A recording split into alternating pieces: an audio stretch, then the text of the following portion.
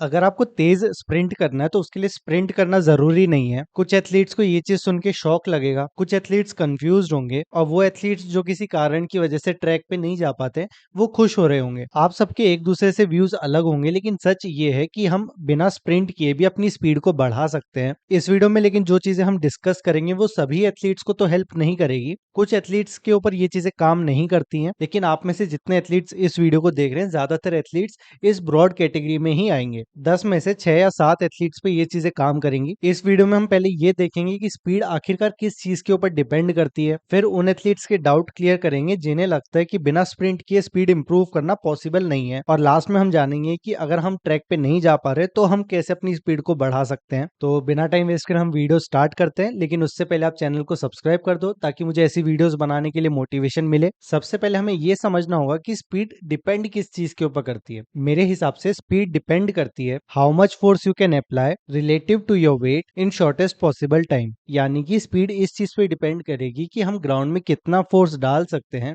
हमारे खुद के वजन के मुकाबले, वो भी कम से कम टाइम में। यहाँ पे 3 चीजें निकल के आ रही हैं, फोर्स, रिलेटिव फोर्स और शॉर्टेस्ट टाइम। इन चीजों को बारी बारी समझते हैं। बिना ग्राउंड को अच्छे से पुश किए, बिना ग्राउंड में फोर्स डाले हमारी स्पीड नहीं बढ़ेगी, हम तेज नहीं दौड़ पाएंगे, और इस चीज से वीडियो देखने वाला हर एक एथलीट एग्री करेगा। तो हमारे स्पीड का मेन पार्ट इस चीज पे डिपेंड करता है कि हमारे अंदर कितनी स्ट्रेंथ है, हम ग्राउंड को कितना अच्छे से पुश कर सकते हैं, हम ग्राउंड में कितना फोर्स डाल सकते हैं। ये हमारी मसल और टेंडन इनकी स्ट्रेंथ के ऊपर डिपेंड करेगा। और किसी भी एथलीट की स्ट्रेंथ कितनी है या कैसी है या उसको इंप्रूव करने के लिए हम सब वेट ट्रेनिंग करते हैं। आप जिम इसीलिए जाते हो ताकि आपके अंदर थोड़ी ताकत आए, आप ग्राउंड को अच्छा पुश कर पाओ। लेकिन हर वो इंसान जो ज्यादा वेट उठा रहा है, ज्यादा फोर्स लगा सकता है, वो तेज नहीं दौड़ पाएगा, क्योंकि हमें हमारे वजन के मुकाबले ज्यादा फोर्स लगाना पड़ेगा। अगर मैं 100 किलो से स्क्वाट कर पा रहा हूँ तो मेरे अंदर अच्छी स्ट्रेंथ है, लेकिन फिर भी मैं एक 60 किलो से स्क्वाट करने वाले एथलीट से हार जाऊंगा अगर उसकी रिलेटिव स्ट्रेंथ ज्यादा अच्छी है। रिलेटिव स्ट्रेंथ को समझने के लिए आप एक एग्जांपल देखो। आप मान लो 12 सेकंड में 100 मीटर दौड़ रहे हो। अगर मैं आपको एक वेट वेस्ट पहना दूंगा जिसका वजन 5 से 10 किलो होगा और आपको बोलूंगा अब आप 100 मीटर का टाइम दो, क्या आप उसे 12 सेकंड में कंप्लीट कर पाओगे? आपका टाइम थोड़ा ज्यादा खराब होगा, 12.5 या 13 सेकंड हो जाएगा, क्योंकि आपके ऊपर एक एक्स्ट्रा वेट, एक्स्ट्रा लोड है। तो सेम ऐसे ही हम सबकी बॉडी में फैट रहता है जो कि एक एक्स्ट्रा वेट की तरह काम करता है, जो फोर्स प्रोड्यूस करने में, स्पीड बढ़ाने में मदद नहीं करता है, वो बस हमारे शरीर में पड़ा हुआ है। तो अगर आपका टाइम 12 सेकंड आ रहा है और आपके बॉडी में मान लो 10 किलो फैट है, अगर आप उस फैट को हटा दोगे तो अपने आप आपकी स्पीड इंप्रूव हो जाएगी, क्योंकि अब आपको वो 5 या 10 किलो का एक्स्ट्रा वेट लेके नहीं दौड़ना है, लेकिन क्या सिर्फ अपने वजन के मुकाबले ज्यादा से ज्यादा फोर्स लगाना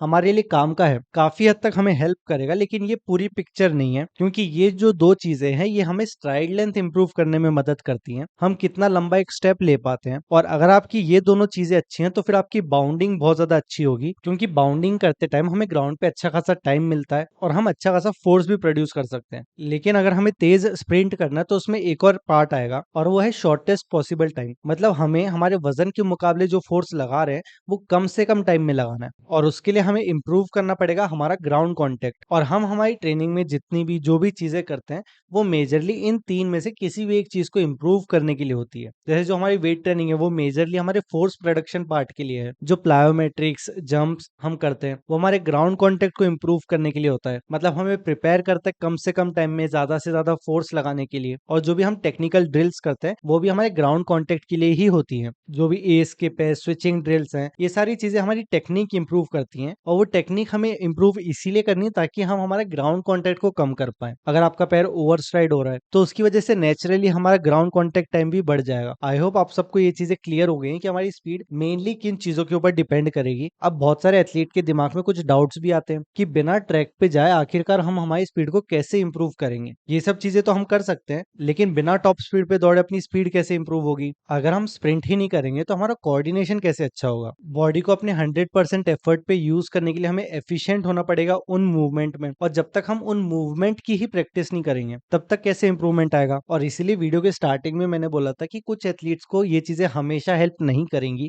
हम सबको स्प्रिंटिंग को ट्रेनिंग की तरह ना देख के उसे एग्जीक्यूशन की तरह देखना होगा। स्प्रिंट करने से हमारा इंप्रूवमेंट नहीं आएगा, जो चीजें हम ट्रैक के बाद सीख रहे हैं या इंप्रूव कर रहे हैं उन्हें ट्रैक के ऊपर एग्जीक्यूट करने से हमारा इंप्रूवमेंट आएगा। एक एग्जांपल देखो, आप एक एग्जाम की प्रिपरेशन कर रहे हो जिसमें मैथ्स, इंग्लिश और जीके ये 3 सब्जेक्ट के क्वेश्चंस आएंगे। मैथ्स 100 मार्क्स का रहेगा, इंग्लिश 100 मार्क्स का रहेगा और जीके 100 मार्क्स का रहेगा। क्या डेली पेपर को सिर्फ प्रैक्टिस करके, क्वेश्चन पेपर सॉल्व करके आपका इंप्रूवमेंट आएगा? ऐसा नहीं होगा। आपको पहले पढ़ाई करनी होगी, आपको पहले चीजें सीखनी होंगी, क्वेश्चन किस टाइप के आते हैं ये समझना होगा, कॉन्सेप्ट्स समझने होंगे। जब आप पढ़ाई अच्छे से करोगे, कॉन्सेप्ट्स क्लियर करोगे, उसके बाद आप पेपर दोगे, तब जाके आप अपने मतलब स्कोर को बढ़ा पाओगे। डायरेक्ट पेपर सॉल्व करने से या फिर पेपर सॉल्व करने पे ज्यादा फोकस करने से हमारा इंप्रूवमेंट नहीं आएगा। जो क्वेश्चन पेपर सॉल्व करना है वो बस ये चीज चेक करवाता है कि हाँ आपने कितनी पढ़ाई करी, कितनी प्रिपरेशन करी और अभी आपके कितने मार्क्स आ रहे हैं। सेम वैसे ही जब आप स्प्रिंट ट्रेनिंग कर रहे हो, जो भी आपका टाइम आ रहा है वो टाइम आपको यही बता रहा है कि आपने जिम में क्या मेहनत करी है, आपने प्लायोमेट्रिक्स कैसे करे हैं,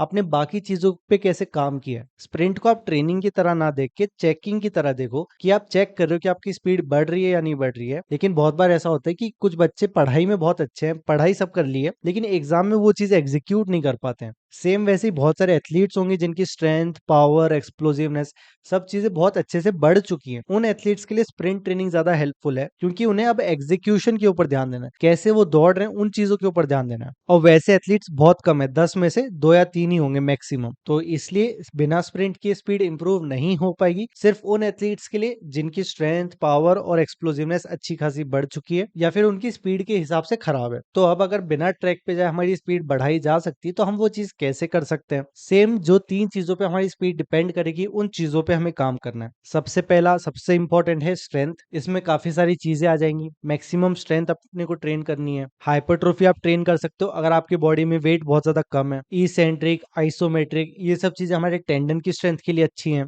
दूसरी चीज है रिलेटिव स्ट्रेंथ, जिसके लिए हमें मेनली हमारे डाइट और बॉडी कॉम्पोजिशन के ऊपर ध्यान देना पड़ेगा। ये हमारे ट्रैक की बाहर की चीज है कि हम दिन में क्या चीजें खा रहे हैं, कितनी क्वांटिटी में खा रहे हैं और कैसे अपने वेट को मैनेज कर पा रहे हैं। और तीसरी इंपॉर्टेंट चीज है ग्राउंड कॉन्टेक्ट, जिसके लिए हमें हमारी पावर को डेवलप करना होगा ताकि हम कम से कम टाइम में ज्यादा से ज्यादा फोर्स लगा पाए। प्लायोमेट्रिक्स अच्छे से करने होंगे ताकि हमारा एक्चुअल ग्राउंड कॉन्टेक्ट वाला पार्ट कम हो पाए। और टेक्निक के ऊपर काम करना पड़ेगा ताकि हमारी एनर्जी लीक ना हो, ग्राउंड कॉन्टेक्ट ना बढ़े और जो मूवमेंट्स हम कर रहे हैं वो थोड़े एफिशिएंट हो पाए। और इसी ट्रेनिंग माइंडसेट के साथ मैं एथलीट्स को ट्रेन करता हूँ और पिछले 3 साल में 300 से ज्यादा एथलीट्स को ट्रेन करने के बाद मैं ये दावे के साथ कह सकता हूँ कि आधे से ज्यादा एथलीट्स की स्पीड इंप्रूव हुई है। भले उनने ज्यादा ट्रैक वाला वर्कआउट नहीं किया, ज्यादा स्प्रिंट नहीं करी, लेकिन सबका इंप्रूवमेंट आया है। और अगर नहीं आ पाता है तो एग्जीक्यूशन में प्रॉब्लम रहती है, जो कि हम स्प्रिंट की टेक्निक और स्प्रिंट करते टाइम माइंडफुल रह के सुधार सकते हैं। मैं ट्राई कर रहा हूँ यूट्यूब पे थोड़ा और कंसिस्टेंट होने का, जिसमें वीडियोस के टॉपिक सिलेक्ट करने में बहुत बार प्रॉब्लम्स होती हैं।